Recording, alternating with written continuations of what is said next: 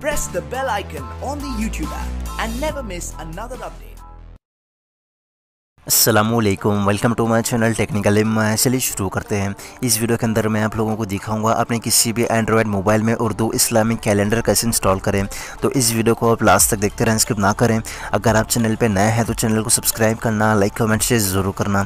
तो सबसे पहले आपको प्ले स्टोर पर जाना है और यहाँ पर आपको उर्दू कैलेंडर 2019 के नेम से एक एप्लीकेशन मिल जाएगी।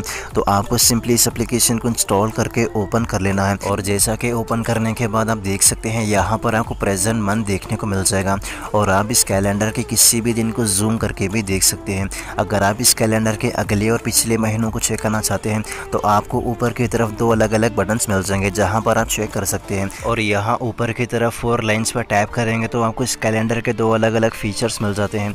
बात करें पहले फीचर की तो आपको नफिल सलात एंड दुआस का ऑप्शन मिल जाएगा जहाँ पर आपको इस्लामिक महीनों के हिसाब से इसकी दुआ वगैरह मिल जाती है। आप साइड में स्वाइप करके इसको रीड कर सकते हैं। और बात करें दूसरे फीचर की तो आपको यहाँ पर स्पेशल डेज का एक ऑप्शन मिल जाएगा जहाँ पर आपको इस्लामिक महीनों के स्पेशल डेज मिल जाएंगे जैसे कि शब कदर, शब मेराज, शब बारात और आपको ईदों वगैरह की इन्फॉर्मेशन मिल जाएगी।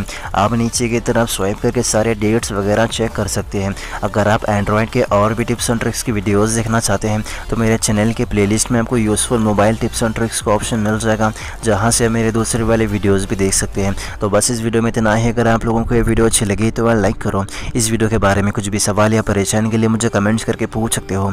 अगर आप लोगों ने अब तक मेरा चैनल अगर सब्सक्राइब नहीं किया तो जाकर सब्सक्राइब कर लो ताकि मेरे आने वाली वीडियो अब तक पहुंचती रहे।